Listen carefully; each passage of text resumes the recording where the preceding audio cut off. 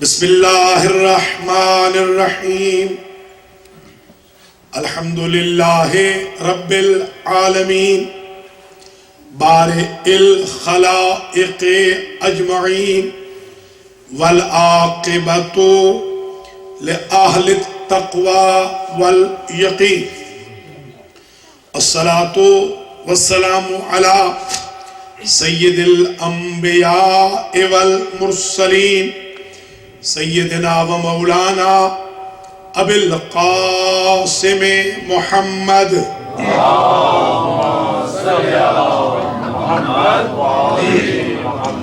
ثم الصلاة والسلام على اہل بیتہ الطیبین الطاہرین المعصومین المنتجبین الذین اذهب اللہ عنہم الرجس وطہرہم تطہیرا اللہم صلی علی محمد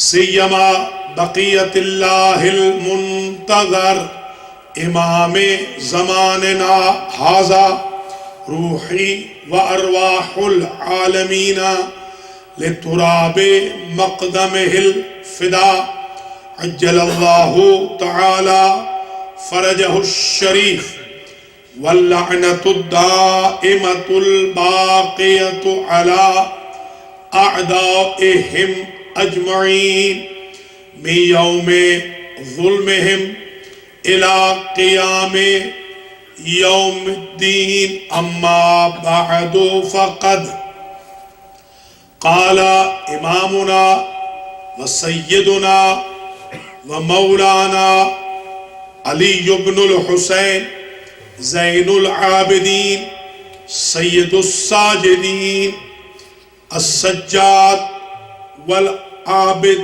الامام الرابع فی خطبتہ الشریفہ فی دمشق وقال مخاطبا للناس ایہا الناس اعطینا ستا وفضلنا بسبع اعطینا العلم والحلم والفصاحة والسماحة والشجاعة والمحبة في قلوب المؤمنين صلوات اللهم صل على محمد وعلى محمد.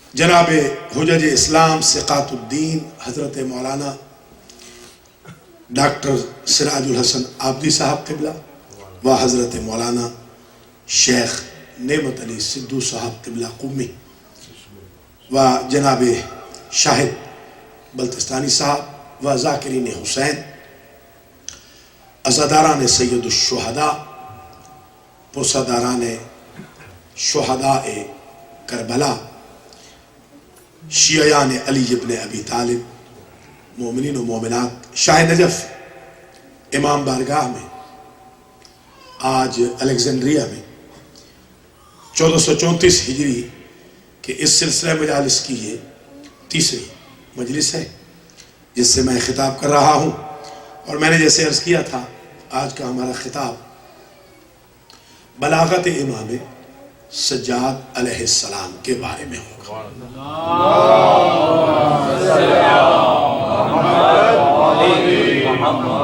جیسے آپ ملاحظہ فرماتے ہیں کہ نہج البلاغہ ہے، اسی طریقے سے ہمارے علماء نے 14 معصومین کی بلاغت کے بارے میں کتابیں لکھی. ایک صاحب نے 14 کے 14 معصومین کے بارے میں بلاغت کی کتابیں لکھی، عربی میں ہیں. تو انہوں نے ایک کتاب یہ بھی لکھی جس میں انہوں نے بلاغت الامام علی بن الحسین سلام اللہ علیہ، جس کتاب میں انہوں نے خطبات کو جمع کیا ہے. خطبات امام سجاد علیہ السلام محدود نہیں ہیں کوفہ یا شام. آپ کے خطبات سینکڑوں کی تعداد میں، یہ تو پورے عشرے اگر پڑھے جائیں اور تمام ارشادات کو اکٹھا کیا جائے. کچھ خطبات وہ ہیں جو اصول دین کے بارے میں، کچھ خطبات وہ ہیں جو فروع دین کے بارے میں، جیسے وہ بھی خطبات ہیں جو حقوق کے بارے میں ہیں اور رسالت الحقوق کے نام پر ان کو باقاعدہ کمپائل بھی کیا گیا ہے۔ کچھ خطبات وہ ہیں جو روایات کربلا کے سلسلے میں، کچھ خطبات وہ ہیں جو اخلاقیات کے سلسلے میں، کچھ خطبات وہ ہیں کہ جو طب کے سلسلے میں ہیں، میڈیسن کے سلسلے میں ہیں۔ تو خطبات امام کے محدود نہیں، مگر آج ظاہر ہے کہ ایک عربی میں کہتے ہیں شرزمتن، ایک مختصر سا آج تعارف کرانا ہے کہ آئندہ اگر انشاءاللہ یہاں خدمت کا موقع ملے تو اسی سلسلے کو پھر آگے اور بڑھایا جائے۔ تو یوں سمجھ لیجئے کہ یہ ایک ہیڈ لائن ہے، آج شہ سرخی ہے آئندہ آنے والی تقاریر یا خطابات کے لیے۔ تو بغیر کسی تمہید کے یہ بات میں عرض کرنا چاہ رہا ہوں کہ ہمارے ائمہ اطہار علیہم السلام میں جو بلاغت کا معیار رہا وہ انتہائی زبردست ہے۔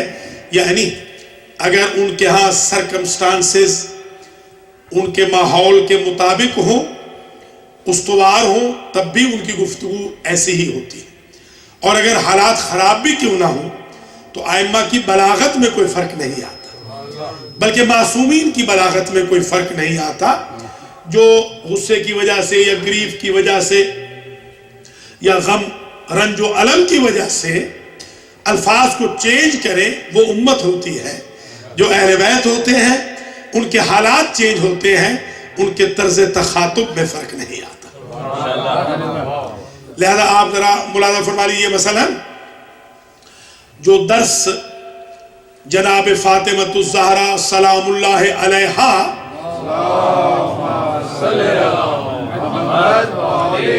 تفسیر قرآن کا اپنے بابا کی زندگی میں دیا کرتی تھی، یا جناب زینب سلام اللہ علیہا اپنے بابا کی زندگی میں کوفہ میں جو درس قرآن دیا کرتی تھی، اگر ان دروس کو آپ سامنے رکھیں اور پھر دونوں بیویوں کے دربار کے خطبوں کو آپ سامنے رکھیں تو آپ کو اندازہ ہوگا کہ بیویوں کے طرز تخاطب میں کوئی فرق نہیں آیا، اس لیے کہ چینج تو ان میں آتی ہے کہ جن کا اسٹرکچر ایسا ہو کہ جو چینج ایبل ہو، جو وہاں سے پڑھے ہوئے ہوں، ان کے نہ لہجے میں تبدیلی آتی ہے نہ ان کے ایٹیٹیوڈ میں کوئی چینج آتی ہے۔ اب انہی میں سے ہیں حضرت امام زین العابدین سلام اللہ علیہ۔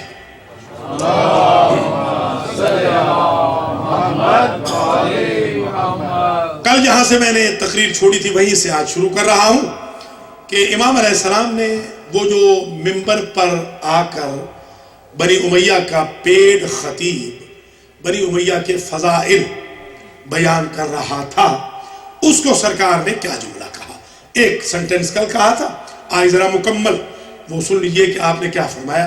فرمایا ویل کا بربادی ہو تمہارے لیے ایہل خاطب، یہ ویل کا جو لفظ ہے قرآن میں ویل آیا ہے، فویل للمکذبین ہے، مثلا فویل للمصلین ہے، ان نمازیوں کے لیے جہنم کی وادی ہے کہ جو شو آف کے لیے نماز پڑھے، یا جھٹلانے والوں کے لیے وادی ہے، کریکٹر لیس لوگوں کے لیے ویل ہے۔ ویل جہنم کی وادی کو کہتے ہیں۔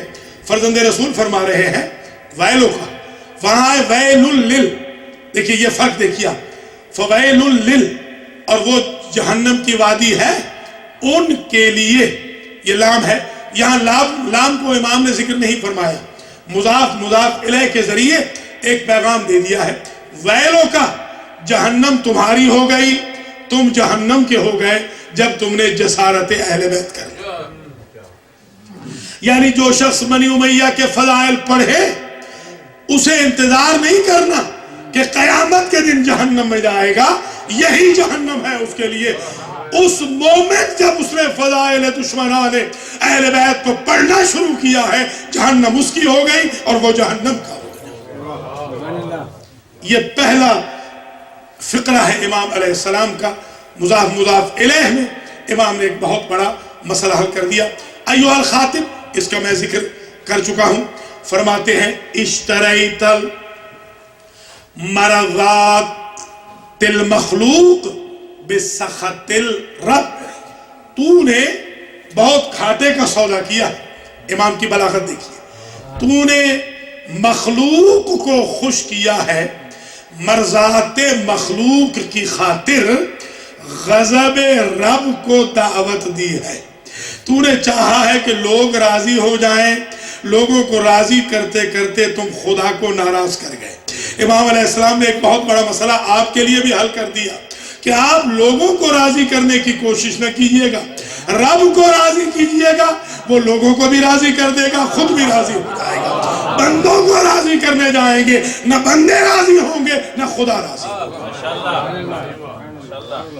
تم نے بہت گھاٹے کا یہ سودا کیا ہے کہ تم نے مرضات مخلوق کی خاطر اللہ کے غضب کو خرید لیا ہے، دعوت دے دی ہے. تو ایک بات اور طے ہو گئی. ذرا یہ بلاغت سمجھتے آئیے، یہ باریکیاں ہیں مگر جلدی جلدی انشاءاللہ پڑھا لکھا مجمع سمجھتے جائیں گے. سرکار نے یہ مرضات کا لفظ استعمال کر کے ایک بات اور واضح کر دی کہ ہم تو وہ ہیں کہ وَمِنَ النَّاسِ سے مَن يَشْرِي نَفْسَهُ ابْتِغَاءَ مَرْضَاتِ اللَّهِ، بندوں میں سے وہ بھی بندہ ہے کہ جس نے ایک رات میں سو کر مرضات خدا کو حاصل کیا ہے. ہم ان کی اولاد ہیں جو مرضات خدا کو خریدتے ہیں، اور تم ان کے ماننے والے ہو جو مرضات مخلوق کو خریدتے ہیں. تو جتنا فرق مرضات رب میں اور مرضات مخلوق میں ہے، اتنا آل محمد میں اور بنی امیہ میں ہے. تم یہ جو گھاٹے کا سودا کر رہے ہو، تتبوا مقعدک بالنار، تمہیں ضرورت نہیں ہے کہ تم انتظار کرو کہ جہنم میں جاؤ گے. تم نے آپ کو اس خطاب سے جہنمی بنا لیا ہے. حضرت نے یہ واضح کر دیا کہ جو محمد و آل محمد کے خلاف دشمنان اہل بیت کے فضائل و مناقب کو پبلک میں پڑھتا ہے، وہ خود بخود اپنے آپ کو جہنمی بناتا ہے.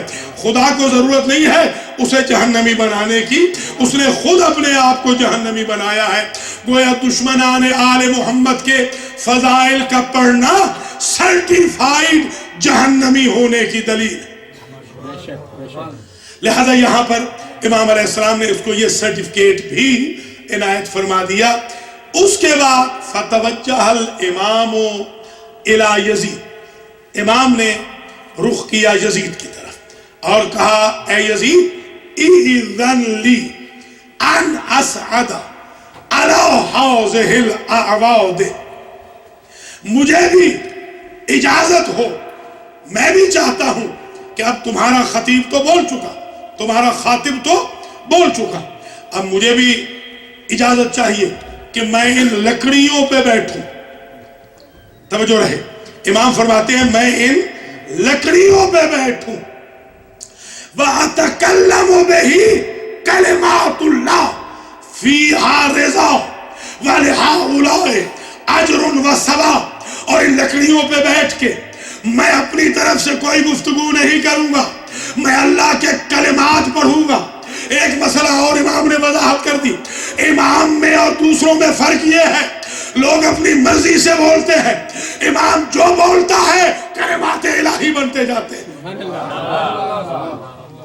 اور پھر یہ اعواد کیوں کہا، منبر کیوں نہیں کہا؟ اعواد سمجھ گئے نا، لکڑیاں، لکڑیاں کیوں کہا، منبر کیوں نہیں کہا؟ اس کو سمجھنے کے لیے آپ کو مولا کائنات کا وہ ایٹیٹیوڈ سمجھنا ہوگا جب فرماتے ہیں الحمدللہ علی احسان قد رجع الحق الی مکان. علی اس اللہ کے احسان کو گن رہے ہیں. شکر ہے اس اللہ کے احسان کا جس نے حق کو اپنے مکان پہ پہنچا دیا.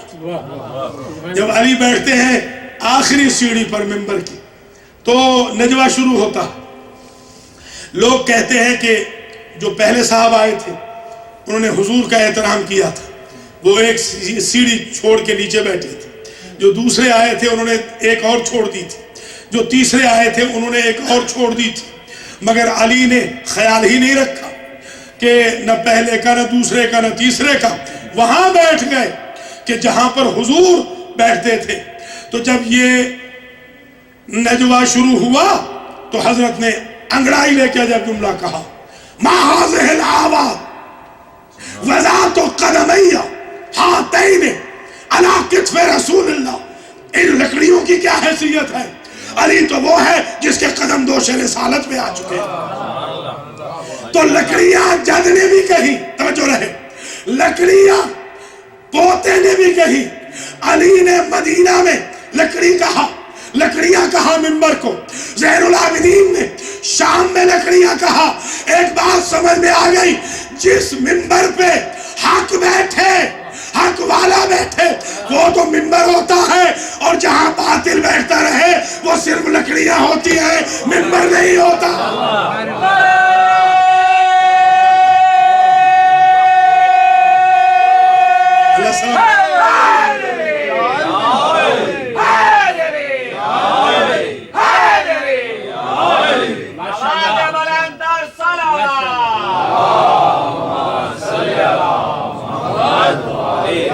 تھوڑا سا اور سامنے آ جائیں، تھوڑا سا اور آگے آ جائیں گے، ماحول مجلس ہو جائے.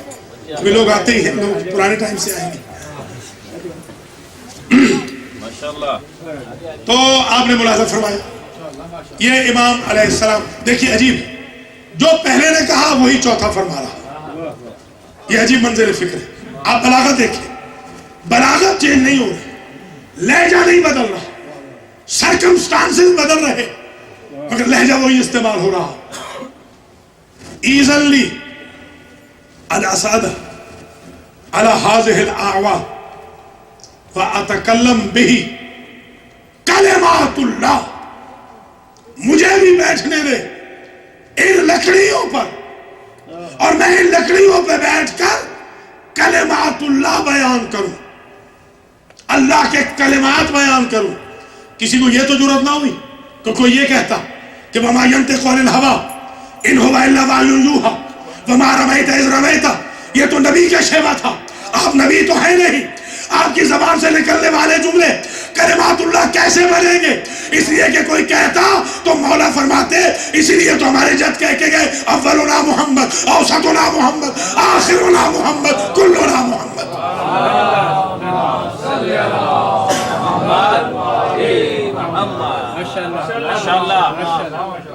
مجھے بھی اجازت دے میں لکڑیوں پہ بیٹھوں اور میں کلمات اللہ کو بیان کروں.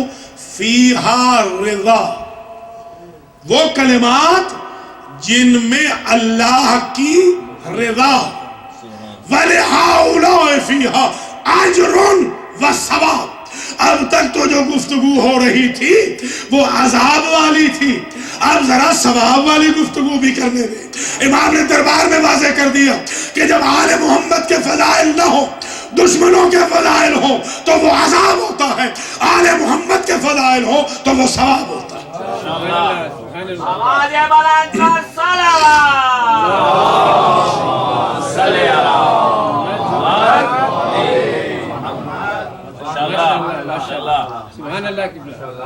امام علیہ السلام کو ممبر پہ وہی جو ان کا ممبر تھا، وہی لکڑیاں جس کو امام نے کہا، اس نے ہیزیٹیٹ کیا. یزید نے ہیزیٹیٹ کیا کہ میں نہیں جانے دیتا. تو ایک شور بلند ہوا مجمع میں سے، سب نے کہا کہ اس قیدی کو، جس کو تو ارسٹ کر کے لایا ہے، مجبور کر کے رکھا ہوا ہے، اس کو بھی بولنے دے، اسے بھی حق ہے.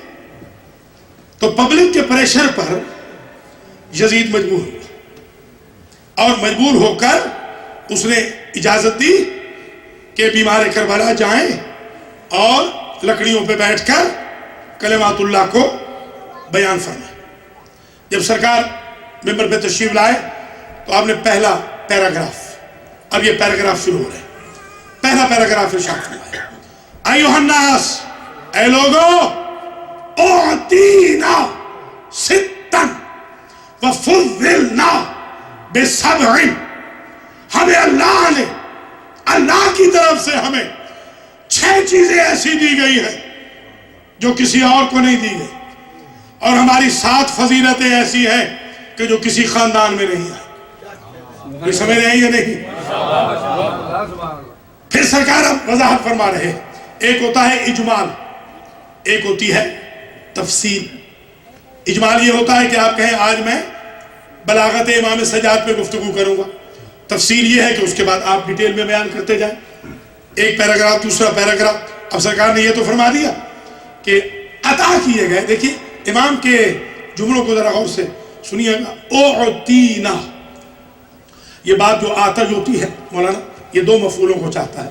جب یہ مجہول ہو جائے تو ایک نائب فاعل بن جاتا ہے اور دوسرا وہ مفعول ہی رہتا ہے. اعطینا، عطا کیا گیا ہمیں. کیا عطا کیا گیا؟ 6 چیزوں، 6 چیزیں ہمیں عطا کی. اب تفصیل آ رہی ہے.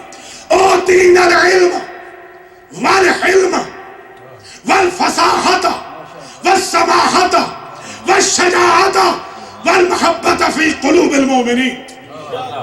ہمیں علم دیا گیا، ہمیں حلم دیا گیا، ہمیں جناب ہونا دیا گیا، ہمیں بہادری دی گئی، ہمیں فصاحت و بلاغت دی گئی، اور ہمارے لیے مومنین کے دلوں میں محبت کو مخصوص کیا گیا. اگر تمہیں بھی کچھ ملا ہے تو بتاؤ.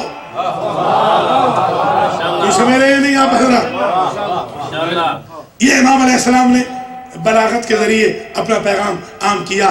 اب اگر ذرا غور فرمائیے، اگر کوئی صاحب اس میں ظاہر بڑے بڑے جو قادری بیٹھے تھے ان میں سے کوئی کھڑا ہوتا، کوئی خاطب خطیب کھڑا ہوتا، کوئی پیٹ شاعر کھڑا ہو جاتا، کوئی اوریٹر مقرر کھڑا ہو جاتا، کوئی سفیر وزیر کھڑا ہوتا اور یہ کہتا کہ نہیں، بنی امیہ کو بھی علم ملا ہے، بنی امیہ کو بھی حلم ملا ہے، بنی امیہ کو بھی فصاحت ملی ہے، بنی امیہ کو بھی سماحت ملی ہے، بنی امیہ کو بھی شجاعت ملی ہے، بنی امیہ کی محبت کو بھی مومنین کے دلوں میں فرض کیا گیا ہے. تو یہ 6 چیزیں امام نے بھرے دربار میں دشمنوں کے مجمع میں بیان کی اور کوئی ایک نہ اٹھا، انکلوڈنگ یزید. اس نے بھی یہ نہ کہا کہ یہ تو ہمیں بھی دی گئی ہے، تو پھر 2 شہزادوں کی جنگ کہاں سے آ گئی؟ یہ فرق تو امام بتا گئے. ہمیں یہ 6 دی گئی ہے، تمہیں ایک بھی نہیں دی گئی.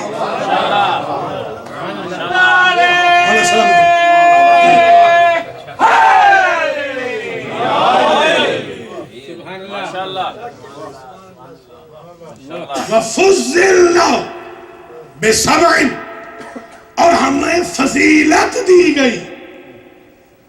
بعض نے، میں نے دیکھا ہے کتابوں میں کہ اعطانا بھی لکھا ہے اور فضلنا بھی لکھا، معلوم بھی لکھا. اگر معلوم ہو تو نسبت اللہ کی طرف، اللہ نے ہمیں عطا کیا، اللہ نے ہمیں دیا ان چیزوں کو، اللہ نے ہمیں فضیلت دی ہے ان 7 کی وجہ سے. اب ذرا وہ 7 کی لیے گا، یہ آج جملہ یاد رکھیے گا انشاءاللہ. پھر جب حاضری ہوگی بشرط زندگی تو انشاءاللہ اگلی تقریروں میں آسانی ہو جائے گی کہ یہ 7 کا جو عدد ہے، 7 کا 7 کا، یہ بڑا امپورٹنٹ ہے. ایک تو ہفتے کے دن 7 ہے، آسمان 7 ہے، ٹھیک ہے. اور عجیب بات یہ ہے کہ جو افضل سورت ہے قرآن کی، سورۃ الفاتحہ، اس کی آیتیں بھی 7 ہیں. اور ایک عجیب بات اور یہ ہے کہ اگر ذوات محمد و آل محمد 14 معصومین کے ناموں کی ریپیٹیشن نکال دیں تو وہ بھی 7 ہیں. محمد، علی، فاطمہ، حسن، حسین، جعفر، موسیٰ. ایسے نہیں 7 کہے گا. قرآن جو کہتا ہے آتیناک سبعا من المثانی والقرآن العظیم، ہم نے آپ کو 7 دیے ہیں میرے حبیب. سورہ ہجر میں وَلَقَدْ آتَيْنَاكَ سَبْعًا مِنَ الْمَثَانِي وَالْقُرْآنَ الْعَظِيمِ، ہم نے آپ کو 7 دیے ہیں اور ریپیٹ کر کے دیے ہیں اور قرآن عظیم دیا ہے. تو امام علی نقی علیہ السلام کے بقول آپ فرماتے ہیں ان 7 سے مراد صرف آیتیں 7 نہیں، ہمارے نام بھی تو 7 ہیں، ہمارے نام بھی 7 ہیں. اب کوئی شخص سورہ یاسین پڑھ لے، ملک پڑھ لے، واقعہ پڑھ لے، جتنی صورتیں ہیں ساری پڑھ لے اور فاتحہ نہ پڑھے تو نماز نہیں ہو سکتی. جس طرح نماز کے لیے بنیاد ہے فاتحہ، اس طرح ایمان کے لیے بنیاد ہے محمد و آل محمد. ہر نبی کو مان لے اور ان کو نہ مانے، ایمان نہیں آتا. جیسے سارا قرآن پڑھ لے اور فاتحہ کو نہ پڑھے تو نماز نہیں. تو یہ 7 کے ذرا بیک گراؤنڈ آپ کے ذہن میں رہے کہ ہمیں اللہ نے فضیلت دی 7 کے ذریعے. اب 7 میں کیا ہے؟ نمبر 1 من النبی المختار، ہم میں چنا ہوا، سب سے زیادہ چنا ہوا نبی آئے، تم میں نبی نہیں آیا.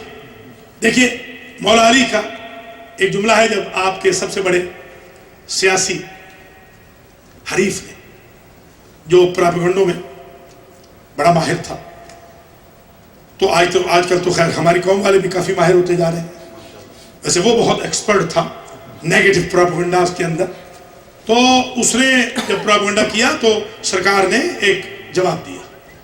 جب اس نے کہا کہ ہم میں اور آپ میں کیا فرق ہے، تو آپ نے فرمایا من النبی ومنکم المکذب، ہم میں نبی آیا، تم میں نبی کو جھٹلانے والے آئے. منا سیدۃ النساء العالمین ومنکم حمالۃ الحطب، ہم میں سیدۃ النساء العالمین آئی اور تم میں حمالۃ الحطب آئی. یہ امام علیہ السلام نے جواب دیا منا اسد اللہ، یہ دوسرا جملہ، ومنکم اسد الاحلاف، ہم میں اسد اللہ آیا، تم میں اپنے بنائے ہوئے.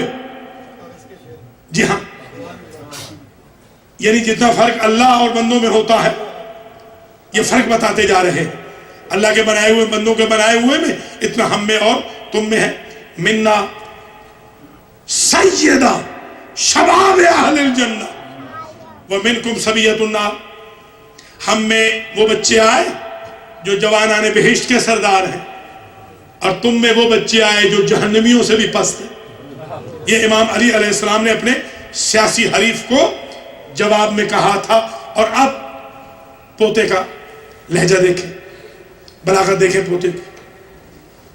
من النبی المختار، ہم میں وہ نبی آئے جو سب سے چنے ہوئے ہیں، اس میں مفعول ہے، سلیکٹڈ نبی ہم میں آئے. اور کون سی فضیلت آپ کو دی گئی؟ وَمِنَّ الصِّدِّيقِ، اور ہم میں صدیق آئے. پتہ چلا صدیق کا لفظ اگر آل محمد سے ہٹ کے کہیں یوز ہو تو یہ اسٹولن ہے. من الصدیق، صدیق ہم میں ہے. اور پھر کہا منا سیدۃ نساء العالمین، یہ سیدۃ نساء العالمین ہم میں ہے. وَمِنَّا سیدہ شباب اہل الجنہ. دیکھیں وہی لہجہ علی والا، جو لہجہ علی نے یزید کے باپ کے مقابل پہ استعمال کیا، وہ علی کے پوتے نے خود یزید کے مقابل پہ استعمال کیا. دیکھیے لہجے میں فرق نہیں آیا. اب آپ کو سمجھ میں آئی بات کہ سلونی کی روح دفن نہیں ہوئی ہے، سلونی کا صرف پیکر دفن ہوا ہے. روح ہر دور میں موجود رہتی ہے، کبھی حسین ابن علی کی شکل میں، کبھی علی ابن الحسین کی شکل میں.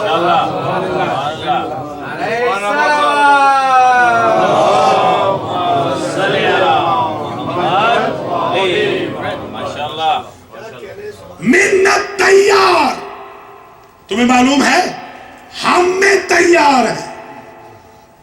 نبوت ہم میں، امامت ہم میں، عصمت ہم میں، نبی ہم میں، صدیق ہم میں، معصومہ ہم میں، سیدہ شباب اہل الجنہ ہم میں، اور جعفر تیار جو آج بھی فرشتوں کے ساتھ جنت میں پرواز کر رہے ہیں، وہ تم میں نہیں، وہ ہم میں ہے. سید الشہداء ہم میں ہے، تیار ہم میں ہے. وَمِنَّا الْقَائِمُ الْمَهْدِي، جس پر قیامت آنی ہے وہ قائم مہدی بھی ہم میں ہے، تم میں نہیں. یہ امام علیہ السلام نے پہلا پیراگراف مکمل کیا. دوسرا پیراگراف فرماتے ہیں فَمَنْ عَرِفَنِي فَقَدْ عَرِفَنِي وَمَن لَّمْ يَعْرِفْنِي فَأَنبَأْتُهُ حَسَبِي وَنَسَبِي. امام کے ذرا جملوں پہ غور کیجیے گا. فرماتے ہیں کہ جو مجھے جانتا ہے سو جانتا ہے، اور جو نہیں جانتا میں اسے پہچنوانا چاہتا ہوں. لیجئے امام کا ایک اور پیغام مجھے اور آپ کو مل گیا کہ اس وقت تک بولتے رہنا ہے جب تک پہچان نہ لیں. یہ جو گلی گلی میں مجلسیں ہو رہی ہیں، جلوس نکل رہے ہیں، نوحے پڑے جا رہے ہیں، اصل میں امام سجاد کی یہی تو سیرت ہے. امام کہتے ہیں جب تک پہچانو گے نہیں تب تک میں بولتا رہوں گا. دربار دشمن کا کیوں نہ ہو، فضائل محمد و آل محمد.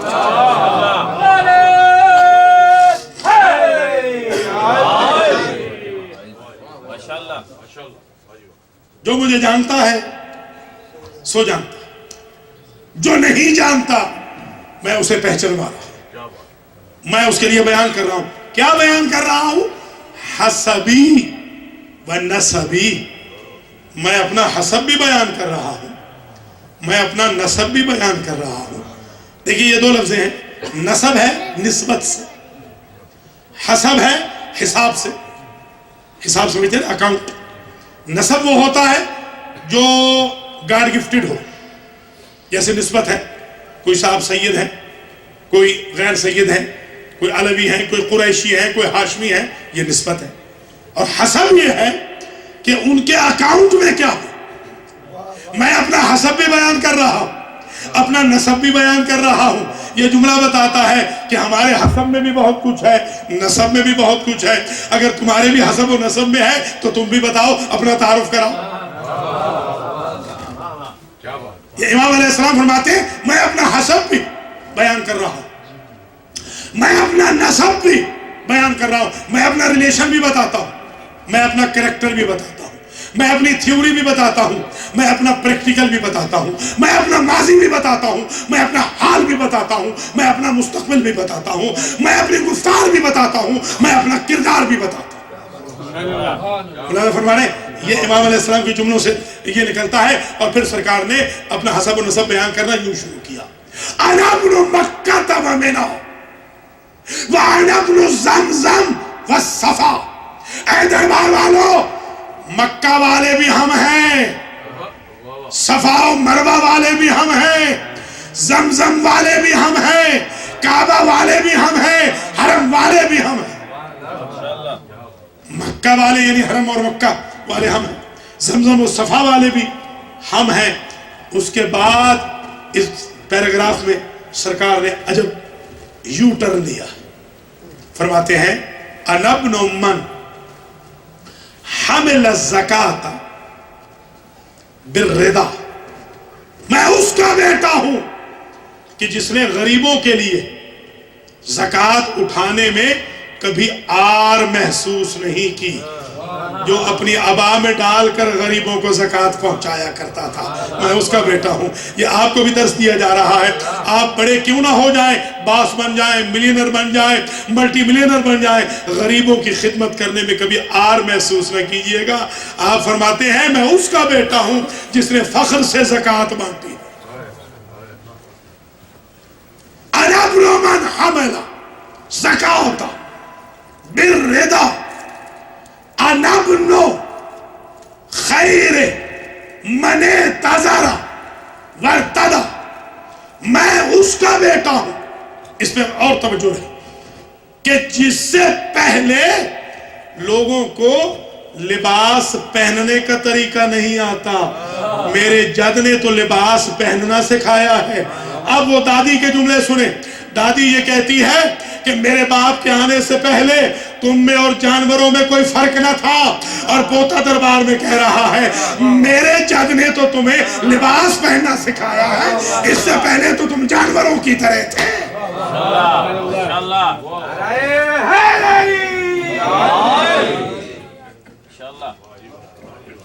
وَأَنَا ابْنُ خَيْرِ مَنٍ تَعَالَى وَاحْتَفَى. اس جملے پہ قبلہ میں خود بڑا حیران ہوا. بعض اوقات سوچتے تھے کہ یہ گرامر پڑھ کے کیا کریں گے. اب پتہ چل رہا ہے کہ کتنا فائدہ ہو رہا ہے اس گرامر کے پڑھانے کا. الحمدللہ عجب جملہ ہے. خدا کی قسم میں اس کا بیٹا ہوں جس نے تمہیں جوتا پہننا سکھایا، تمہیں تو یہ علم نہ تھا ننگے پاؤں چلنے والوں، تمہارے تن ڈھانپے ہیں تو میرے جد نے، تمہارے پاؤں ڈھانپے ہیں تو میرے جد نے، تمہیں جانوروں سے ممتاز کیا ہے تو میرے جد ہی نے تو کیا ہے۔ اللہ اکبر، امام کی بلاغت دیکھیے، اللہ اکبر۔ انا ابن من حمل البراق الى الهوى، میں اس کا بیٹا ہوں جسے براق لے کر عرش پر گیا تھا۔ یعنی یہ جملے کہنے کا مطلب یہ ہے، یہ نہ سمجھو کہ میرے ہاتھ بدے ہوئے ہیں، ہم جب چاہیں ہمیں معراج حاصل ہو سکتی ہے۔ اللہ اکبر، میں اس کا بیٹا ہوں جی ہاں جس کو براق لے کر عرش کی طرف گیا۔ انا ابن من اسری من المسجد الحرام الى المسجد الاقصی، میں اس کا بیٹا ہوں جو چشم زدن میں مسجد حرام سے عرش والی مسجد اقصی تک پہنچا۔ یہ مسجد اقصی یہ بیت المقدس والی نہیں ہے۔ کل منہٹن میں ایک بہت بڑی کانفرنس ہو رہی ہے اور وہ چیف روائی اسرائیل کا وہ بھی آ رہا ہے، اور وہاں پر مسلمانوں کی طرف سے مجھے الحمدللہ یہ عزت حاصل ہو رہی ہے کہ میں مسلمانوں کے قتل عام کے بارے میں وہاں پروٹیسٹ کروں اس کے سامنے، اور یہ پرسوں نیو یارک ٹائمز میں انشاءاللہ پوری سٹوری آئے گی فرنٹ پیج کے اوپر۔ تو ہمیں ظاہر ہے کہ ہر جگہ جانا ہے، ہم نے امام سجاد سے یہ سیکھا۔ کل اگر آپ سٹوری پڑھیں تو یہ نہ سمجھ لیجئے گا کہ نعوذ باللہ ہم اسرائیل کے سامنے بک گئے، ہم در فاطمہ پہ بکے ہیں جن سے ایک ہی مرتبہ بکتی ہے، بار بار نہیں بکا کرتی۔ نعرہ تکبیر، اللہ اکبر، نعرہ رسالت، نعرہ حیدری، حیدری، حیدری۔ انا ابن دنا فتدلّا، میں اس کا بیٹا ہوں جو قریب ہوا مرکز نور کے، اتنا قریب ہوا کہ 2 کمانوں کا فاصلہ رہ گیا، میں اس کا بیٹا ہوں۔ دیکھیے یہ ساری اوصاف کس کی بیان ہو رہی ہیں؟ حضور کی، کہ میں رسول کا فرزند ہوں۔ مجمع میں کوئی تو بولتا اور کہتا کہ ہم بھی رسول کے فرزند ہیں؟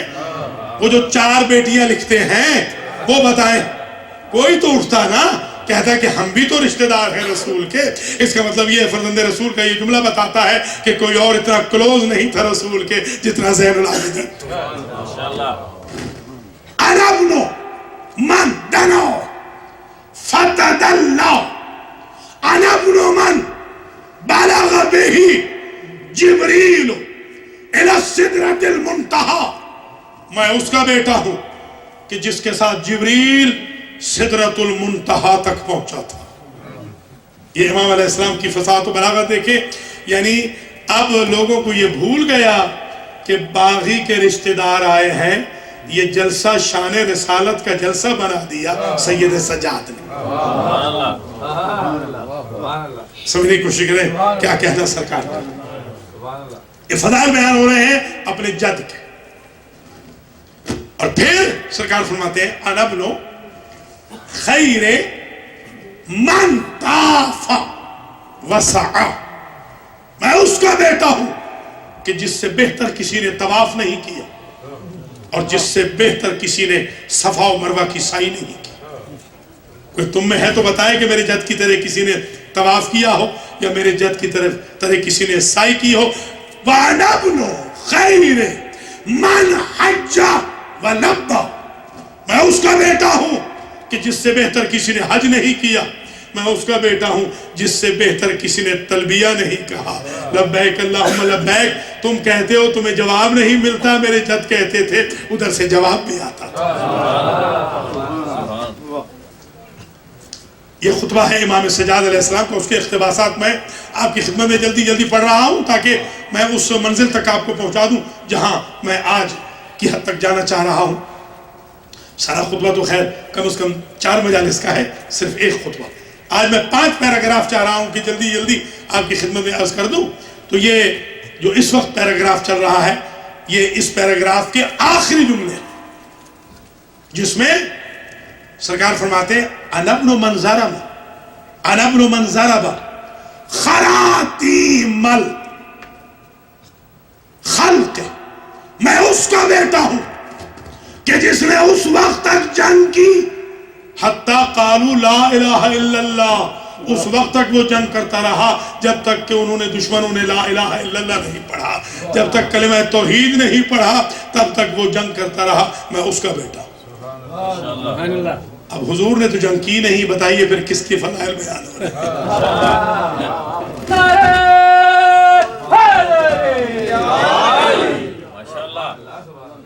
اب وضاحت اور فرماتے ہیں اگلا پیراگراف، انا ابن من حارب بین یدی رسول اللہ، میں اس کا بیٹا ہوں، تاکہ کسی کو ابہام نہ رہے۔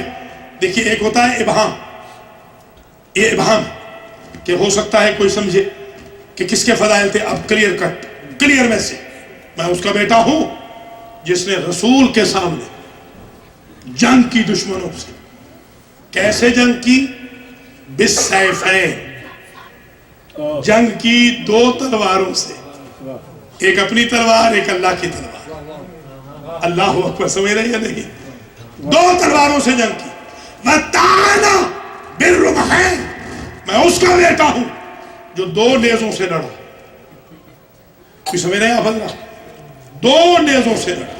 ایک عالم اہل سنت والجماعت سے میں نے پڑھ رہا تھا معاشرہ لندن میں، تو تشریف لا رہے تھے مجلس میں نے کہا کل سوچ کے آئیے گا، دیکھ کے آئیے گا کہ یہ دو نیزوں سے کیسے لڑا۔ دو تلواریں تو سمجھ میں آ گئی، دو نیزوں سے۔ تو قبلہ اگلے روز آ کر ایک حوالہ انہوں نے مجھے دکھایا کہ ایک جنگ ایسی تھی کہ جس میں دونوں ہاتھ میں علی کے نیزے تھے، تو علی دونوں ہاتھوں سے لڑتے تھے، اس لیے کہا کہ علی وہ ہیں کہ جو دو نیزوں سے لڑے ہیں۔ دو ہی تو ہاتھ ہیں، دو ہاتھ ہیں، دونوں کو بزی رکھا ہے جہاد کے لیے، اس لیے کہ پیدا ہی جہاد و قتال کے لیے۔ میں اس کا بیٹا ہوں کہ جو دو نیزوں سے لڑا۔ وَبَایَعَ الْبَیعَتَیْنِ، میں اس کا بیٹا ہوں کہ جس نے دو بیعتیں کی ہیں۔ کل دو ہی بیعتیں ہیں رسول کی قرآن میں، دونوں بیعتیں میرے جد نے کی ہیں، میں اس کا بیٹا ہوں کہ جس نے دو بیعتیں کی ہیں۔ وَحَاجَرَ ہجرتین، اور میں اس کا بیٹا ہوں کہ جس نے دو ہجرتیں کی ہیں۔ وَالْمُصَلِّي إِلَىٰ قِبْلَتَيْن، میں اس کا بیٹا ہوں جس نے رسول کے ساتھ ایک نماز دو قبلوں کی طرف پڑھی ہے۔ اللہ اکبر، پڑھوں آگے۔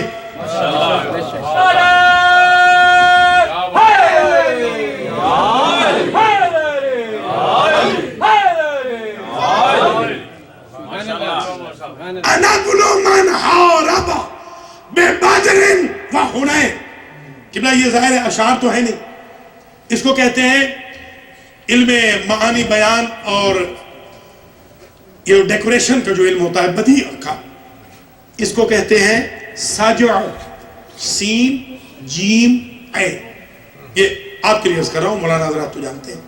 سجع یہ ہوتی ہے کہ آپ نثر کو ایسے قالب میں ڈھال دیں کہ وہ نہ نظم لگے نہ نثر لگے۔ جیسے سورہ الرحمن ہے، وہ ساجع ہے، وہ شعر نہیں ہے۔ کیا پیٹرن ہے فرزند رسول کا، دیکھیں اب دیکھتے آ رہے ہیں نا کس طریقے سے ردیف و قافیہ کو امام ملاتے ہوئے آ رہے ہیں۔ انا ابن من ضرب، میں اس کا بیٹا ہوں کہ جو لڑتا رہا رسول کے سامنے بالسیفین، وَتَعَانَ بِالرُّمْحَيْن، وَحَاجَرَ ہجرتین، وَبَایَعَ الْبَیعَتَیْن، وَالْمُصَلِّي إِلَى الْقِبْلَتَیْن، وَالْحَارِبُ فِي الْبَدْرِ وَالْحُنَیْن، میں اس کا بیٹا ہوں جو بدر میں بھی لڑا، حنین بھی لڑا۔ وَلَمْ يَعْبُدْ غَيْرَ اللَّهِ طَرْفَتَ عَيْن، میں اس کا بیٹا ہوں جس نے ایک لمحے کے لیے غیر خدا کی عبادت نہیں کی. اگر تم میں بھی کوئی ہے تو بتائے کس کے جد نے غیر خدا کی عبادت نہیں کی.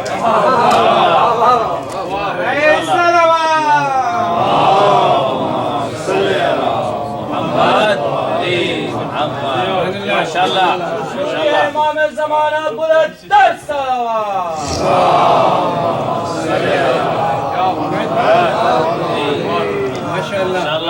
تھک تو نہیں گئے؟ پانچواں پیراگراف پڑھ دوں.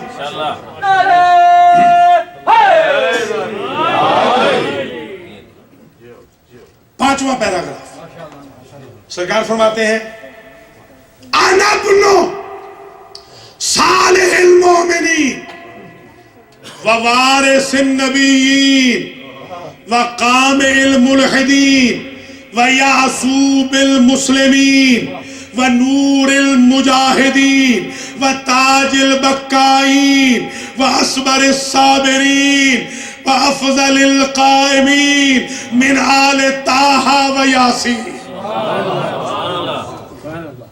سمجھ رہے ہیں یا نہیں؟ سرکار فرماتے ہیں میں اس کا بیٹا ہوں جو صالح المومنین ہے.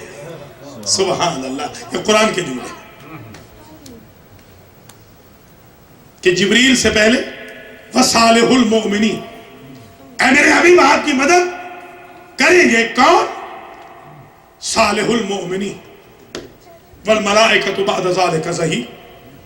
یہ قرآن سے سرکار، جی ہاں، سورہ تحریم میں ارشاد ہے تو سرکار وہاں سے استعارہ لے رہے ہیں. میں صالح المؤمنین، ہر مومن سے جو صالح ہے، کیپیبل. دیکھیے صالح ہوتا ہے صلاحیت سے ہے، کیپیبل. فلاں صاحب صالح ہیں یعنی صلاحیت رکھتے ہیں.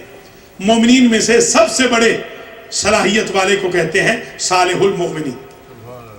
میں اس کا بیٹا ہوں جو صالح المؤمنین ہے. میں اس کا بیٹا ہوں کہ جو وارث النبیین ہے. لیجئے مسئلہ ہی حل ہو گیا. وہ دادی نے کہا تھا دربار میں ابن ابی قحافہ کو اتارث ابا کا ولا ارث ابی، تو اپنے باپ کا وارث بنے اور میں اپنے باپ کی وارث نہ بنوں. پوتا وہی جملے مختلف الفاظ میں ریپیٹ کر رہا ہے کہ ہم نے فتح میں بھی تم سے منوا لیا تھا کہ وارث ہم ہیں، اور آج اریسٹ ہونے کے بعد بھی منوا کے جا رہے ہیں ہم وارث النبیین کے بیٹے ہیں. میں اس کا بیٹا ہوں جو وارث النبیین وقامع الملحدین، اور میں اس کا بیٹا ہوں جس نے تمہارے سارے آباء و اجداد کو مارا ہے بدر و احد میں جو ملحد تھے. ایسی یہ اصل میں یہ ہوتا ہے اظہار تبرہ. آپ اماموں سے سیکھیں کہ تبرہ کا طریقہ کیا ہوتا ہے. گالیاں دینے کا نام تبرہ نہیں ہے، اس کو تبرہ کہتے ہیں. اس سے بہتر تبرہ نہیں ہو سکتا ہے جو امام زین العابدین علیہ السلام وہاں پر کرتا ہے. قامع الملحدین ویعصوب المسلمین. میں اس کا بیٹا ہوں جو مسلمانوں کا یعصوب ہے. یعصوب سمجھتے ہیں؟ شہد کے چھتے پر کھڑا ہو جاتا ہے یعصوب. ہر اس مگس کو اندر نہیں آنے دیتا کہ جس نے غلط جگہ سے کچھ چکھا ہو. یعصوب اسے کہتے ہیں جو غصب والوں کو جنت میں نہ جانے دے، اسلام میں داخل نہ ہونے دے. میں یعصوب المسلمین کا بیٹا ہوں. اللہ سلامت رکھے. میں اس کا بیٹا ہوں جو تاج البکائین ہے. میں اس کا بیٹا ہوں جو مجاہدوں کا نور ہے. سبحان اللہ. نور مجاہدین ہے.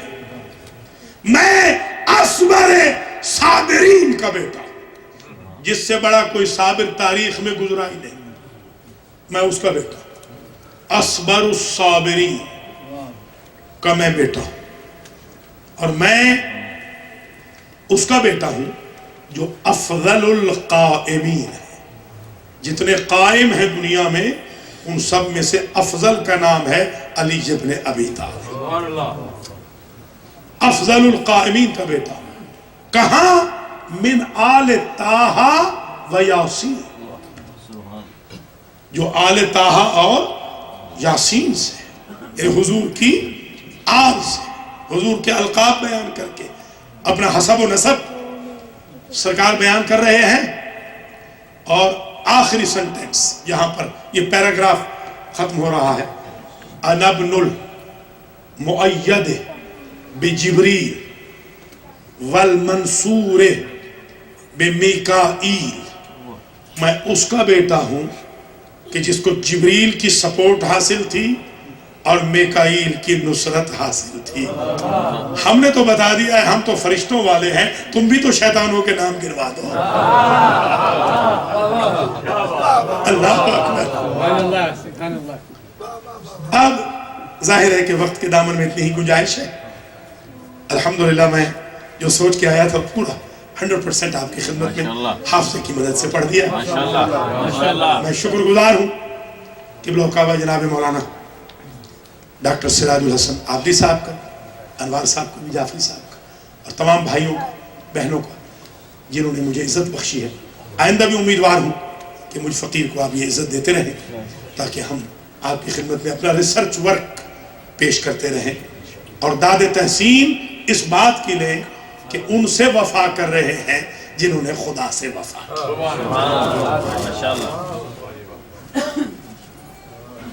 5 اقتباس ختم ہوئے. اب ایک اقتباس بڑا عجیب ہے. انا ابن المصطفیٰ، میں مصطفیٰ کا بیٹا ہوں. انا ابن المرتضیٰ، میں مرتضیٰ کا بیٹا ہوں. انا ابن الزہرا، انا ابن الفاطمہ الزہرا، میں فاطمہ زہرا کا بیٹا ہوں. انا ابن من ذبح عطشانا، میں اس کا بیٹا ہوں جسے پیاسا مارا گیا. انا ابن من ذبح بالجفا، میں اس کا بیٹا ہوں جسے ظلم و جفا کے ساتھ مارا گیا. انا ابن من صلب الردا، میں اس کا بیٹا ہوں جس کی آباد چھین لی گئی. اللہ اکبر. میں اس کا بیٹا ہوں جس کے اہل بیت کو قیدی بنایا گیا.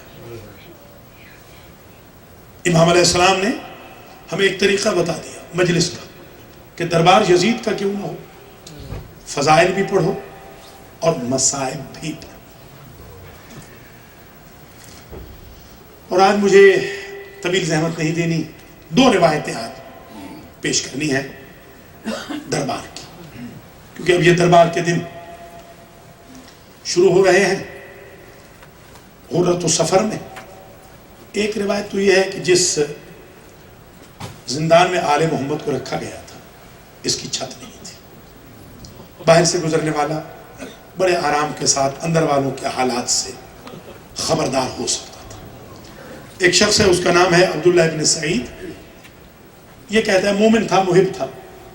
کہتا ہے میں سودا سلف خرید کرنے کے لیے دمشق گیا اور مجھے تقریر وہاں سے لے آئی جہاں ایک لٹا ہوا قافلہ خراب شام میں قید تھا. میں نے دیکھا کہ ایک بیمار ہے، کرسی پہ بیٹھا ہے اور چھوٹے چھوٹے معصوم بچے اس کی ابا کا دامن کھینچ کر اس سے کچھ مانگتے ہیں اور وہ دے نہیں سکتا، سر جھکائے ہوئے. میں کھڑا ہو گیا اور میں نے اس سے پوچھا کہ بیمار یہ بچے کیا مانگتے ہیں؟ تو اس نے اشارہ کیا اپنی گردن کی طرف کہ یہ توق مجھے بولنے نہیں دیتا. پھر اشارہ کیا ایک مخدرہ معظمہ کی طرف کہ پوچھنا ہے ہمارا حال تو ان سے پوچھ لے. میں سر جھکا کے کھڑا ہو گیا اور میں نے کہا ہمارے اماموں کا حکم ہے، ہم تکلیف نہیں دیتے مخدرات کو، مستورات کو. بی بی میں اتنا پوچھنا چاہتا ہوں یہ چھوٹے چھوٹے بچے کیا مانگتے ہیں؟ کہا اس ظالم کے دربار سے کھانا اتنا کم ملتا ہے کہ جب چھوٹے چھوٹے بچے بھوکے پیاسے ہو جاتے ہیں تو ایک لقمہ روٹی کا مانگتے ہیں، ایک گھونٹ پانی کا مانگتے ہیں. اللہ اکبر. یہ سن کے بڑا پریشان حال ہو کر گھر آئے. رجع صاحب مصائب المعصومین نے لکھا رجع الی بیتہ باکیا، روتا ہوا گھر آئے. اس کی زوجہ بھی مومنہ تھی. اسے کہا ماذا یبکی کا یا عبداللہ ابن سعید، اے عبداللہ ابن سعید کس شے نے رلایا؟ کہتے ہیں چھوٹے چھوٹے معصوم بچے ہیں جو ایک روٹی کے ٹکڑے کے لیے ترس رہے ہیں. کہا کہ آج میں نے نیاز پکائی ہے، نیاز لے جا کر ان غریبوں میں بانٹ دے. کہا وہاں ایک معظمہ سے بات کرنی پڑتی ہے، تم اگر میرے ساتھ چلو تو ہم یہ نیاز لے جاتے ہیں. دونوں میاں بیوی چلے، خراب شام کی دیوار پر نیاز کی، اس تشت کو رکھا اور ایک مرتبہ سلام کیا. عبداللہ کی زوجہ نے السلام علیکم ایھا الاسارہ، شام کے قیدیوں ہمارا سلام. بی بی زینب نے سر اٹھا کے کہا شام میں کون رہ گیا ہے ہم پہ سلام کرنے والا؟ کبھی بھی یہ تھوڑا سا کھانا میں لائی ہوں. بی بی نے ہمیں سمجھانے کے لیے کہا الصدقۃ علینا حرام، صدقہ تو ہم پہ حرام ہے. قالت زوجۃ عبداللہ ھذا نذر، یہ صدقہ نہیں ہے بی بی، یہ نیاز ہے. جب نیاز کا نام سنا نا تو دیوار اتنی چھوٹی تھی. بی بی کہتی ہے ہم نیاز لے لیں گے، ذرا بی بی تم اندر آ جاؤ. وہ جو اندر آئی عبداللہ کی زوجہ، کہا ہم نیاز لینے کو تیار ہیں، اتنا بتا دو یہ نیاز تم پکاتی کیوں ہو؟ کبھی بھی میں جب بچی تھی نا 3 سال کی رہی ہوں گی تو میں بیمار ہو گئی، میرا بڑا علاج کرایا تھا، میرے بابا نے مجھے شفا نہیں ملی. آخر میرا بابا مجھے دربار رسول میں لے گیا. رسول کی گود میں ایک مولا زادہ بیٹھا تھا. رسول نے اپنے اس بچے سے کہا تھا اس بچی کے لیے دعا کرو. وہ دن اور آج کا دن پھر میں بیمار نہیں ہوئی.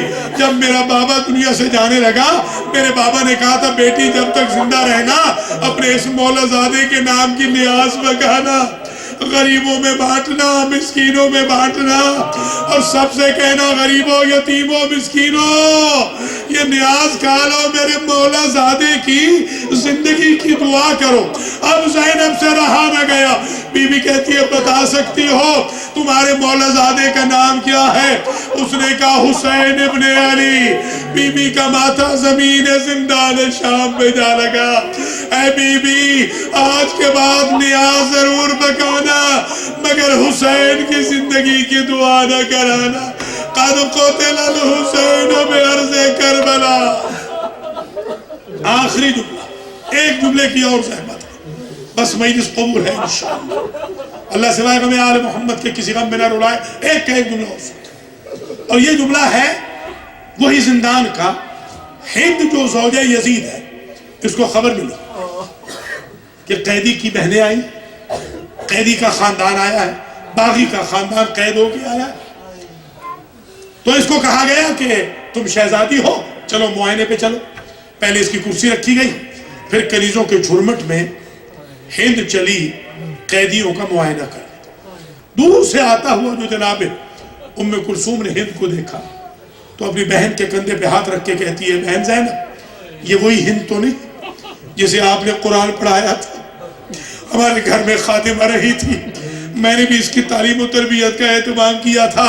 جناب زینب نے کہا بہن ذرا آہستہ بول، ہے تو وہی مگر آج ہم غریب ہیں اور یہ امیر ہے. خدا کسی کو اتنا غریب نہ کرے جتنا علی و بطول کی بہو بیٹیاں زندان شام میں ہو گئی تھی. ایک مرتبہ آئی ہے ہند اور کرسی پہ بیٹھی. کرسی پہ بیٹھتے ہی اس نے سلام کیا. شام کی قیدی بیویوں میرا سلام ہو. من این انتن، تم کہاں کی رہنے والی ہو؟ ایک مرتبہ جناب زینب نے کہا من اہل یثرب، ہم مدینہ کی رہنے والی ہیں. جب اس نے مدینہ کا نام سنا اس نے کرسی چھوڑ دی، زمین پہ بیٹھ گئی. کہتی ہے اگر تم مدینہ کی رہنے والی ہو نا پھر مدینہ سے میری ایک نسبت ہے، پھر میری مجال نہیں میں کرسی پہ بیٹھوں. زمین پہ بیٹھ کے کہتی ہے کم مسافت من حرم رسول اللہ الى بیتکنا. بیویوں اتنا تو بتاؤ تمہارے گھر میں اور قبر رسول میں کتنا فاصلہ ہے؟ جناب زینب کہتی ہے جب قبر رسول کا سایہ ڈھلتا ہے تو پہلے میرے گھر میں آتا ہے. ہند کہتی ہے جب اتنی قریب رہتی ہو اتعرفین علی ابن ابی طالب، پھر تو تم میرے مولا علی کو بھی جانتی ہوگی. بی بی زینب کہتی ہے شام میں جیسے میں تیرے مولا علی کو جانتی ہوں ایسے کوئی نہیں جانتا. کہا اتعرفین الحسن ابن علی، پھر تو تو میرے آقا حسن کو بھی جانتی ہوگی کہ جیسے میں جانتی ہوں ایسا کوئی نہیں جانتا. اتعرفین الحسین ابن علی, پھر تو میرے مولا حسین کو بھی جانتی ہوگی نا. ہاں بی بی جیسے میں جانتی ہوں ویسے کوئی نہیں جانتا. اب ایک سوال عجیب کیا, اتعرفین زینب بنت علی, بی بی پھر تو میری آقا زادی زینب کو بھی جانتی ہوگی نا. اب زینب سے جواب نہ بن پڑا. زینب کہے تو کیا کہے, ایک ہی جملہ کہا کہ ہند اتنا بتا, اگر وہی زینب اس زندان میں تجھے مل جائے تو کیا پہچان لوگی.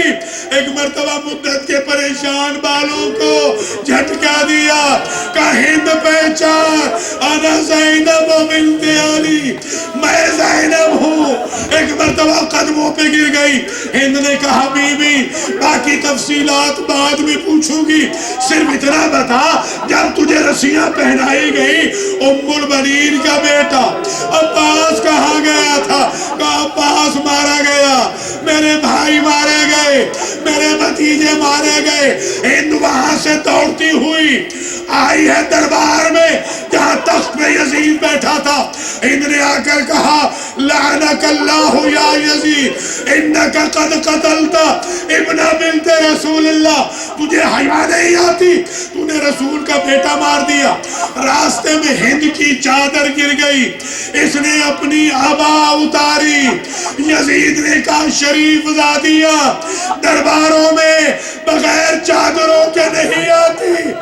اس نے جو ہند پہ چادر ڈالی, ہند نے ایک ہی جملہ کہا, جنہوں نے مجھے پردہ سکھایا تھا جب وہ بے پردہ ہو گئی, کنیز چادر کرے تو کیا, چادر نہ کرے تو کیا. ماتم حسین